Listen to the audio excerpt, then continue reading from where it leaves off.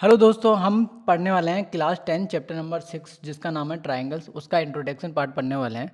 और आप सभी को पता है जैसा कि जब तक हमारे को कोई भी किसी भी चैप्टर के बेसिक कॉन्सेप्ट क्लियर नहीं होते तब तक उस चैप्टर के क्वेश्चनों में डाउट्स भी रहता है और क्वेश्चंस हमारे को आते भी नहीं हैं। तो इसमें दो टाइप्स के ट्रायंगल्स होते हैं जिसके मैंने नाम लिख रखे हैं, कॉन्ग्रुएंट एंड सिमिलर। मैंने यहाँ पे फिगर नेम इसलिए लिखे हैं कि कोई भी शेप हो सकती है, तो हम ज़्यादातर ट्रायंगल्स पे फोकस करेंगे। तो कॉन्ग्रुएंट ट्रायंगल्स होते क्या हैं ये समझते हैं। तो मैं यहाँ पे क्या कर रहा हूँ समझने के लिए, पहले हम कॉन्ग्रुएंट पार्ट पढ़ रहे हैं। तो कॉन्ग्रुएंट फिगर्स मैं यहाँ पे दो टाइप के फिगर ले रहा हूँ, जैसे कि यहाँ पे मैंने ये ले लिया, ठीक है, और एक और मैंने यहाँ पे ट्राइंगल्स ले लिया। अब देखो दोनों मैंने सेम इसलिए लिया है कि दोनों दोनों अलग अलग शेप नहीं होनी चाहिए। पहले बात तो ये कॉन्ग्रुएंट तभी माना जाता है जब दोनों शेप एक जैसी हो और दोनों की हाइट वगैरह सब कुछ एक जैसा हो। तो मैंने यहाँ पे नाम दे दिया इनको, मैं यहाँ पे इनको नाम दे रहा हूँ ए बी एंड सी। इसका नाम हम लेते हैं P Q are.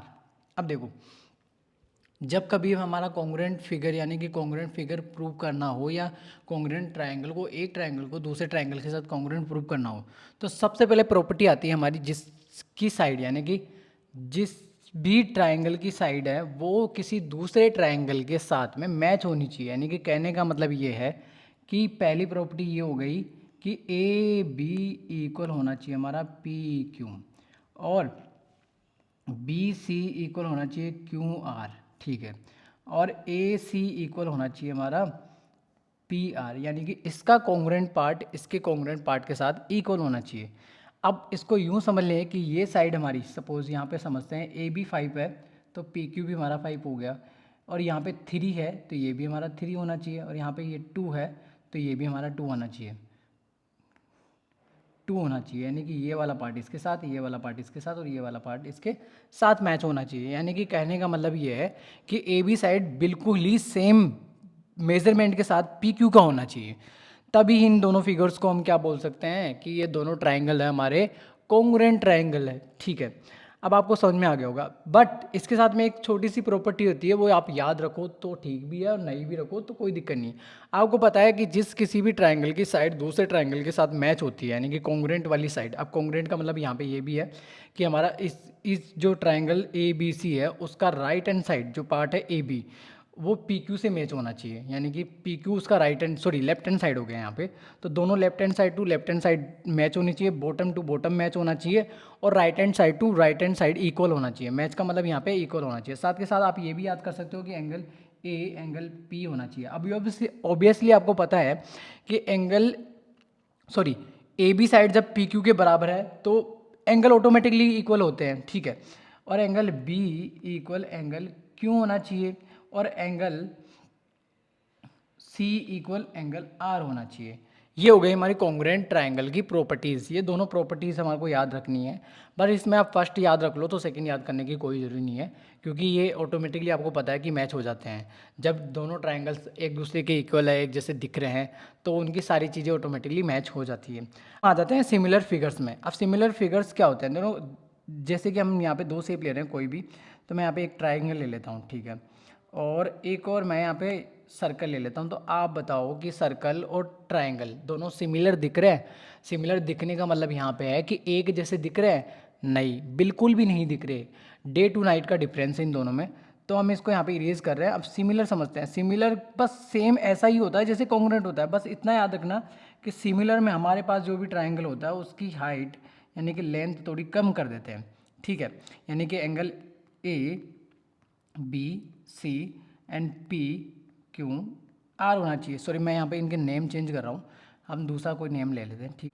D E F, और इसको ले रहे हैं हम एस क्यू पी, ठीक है।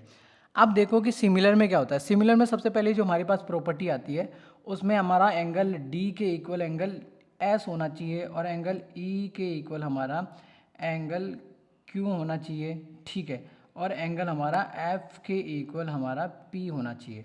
ये पहली प्रॉपर्टी होती है सिमिलर्स में, ठीक है। साथ के साथ हमारे को इसकी सेकंड प्रॉपर्टी भी याद रखनी पड़ेगी। इसमें क्या होता है कि दोनों प्रॉपर्टी जब मैच होगी यानी कि दोनों प्रॉपर्टी एग्री होती है, यानी कि दोनों प्रॉपर्टी हमारे पास प्रूफ होगी, देन उसके बाद में हम बोल सकते हैं कि ये एक दूसरे के सिमिलर है, यानी कि D E F S Q P के क्या है, सिमिलर है।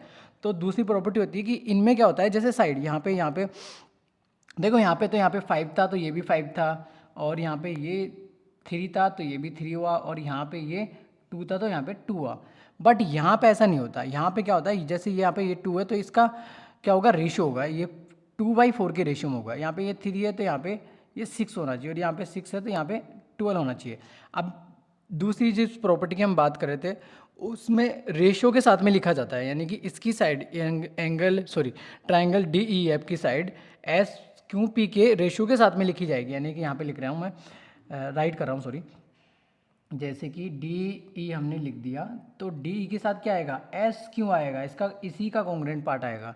और डी एफ के साथ क्या आएगा, डी एफ के साथ एस पी आएगा, और ई एफ के साथ क्या आएगा, ई एफ के साथ क्यू पी आएगा। बस इतना याद रखना कि बहुत से बच्चे क्या करते हैं, डी ई एफ हमने ट्राइंगल लिया और एस क्यू पी लिया है, तो डी ई एफ की जितनी भी साइड्स है हमने वो ऊपर की तरफ लिखी है, यानी कि नोमिनेटर में लिखी है, और एस क्यू पी की हमने क्या लिखी है, डिनोमिनेटर में लिखी है।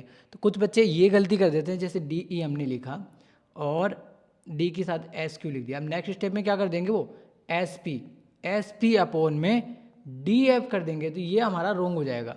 अब बात करते हैं, मैं रेशियो की बात कर रहा था यहाँ पे, तो रेशियो को ऐसे समझो कि इसका 2 है, जैसे डी एफ का 2 है तो इसका कितना है, इसकी साइड कितनी है, 4 है, और इसकी कितनी है, 3 अपॉन में 6 है, और यहाँ पे क्या है, 6 अपॉन में 12 है।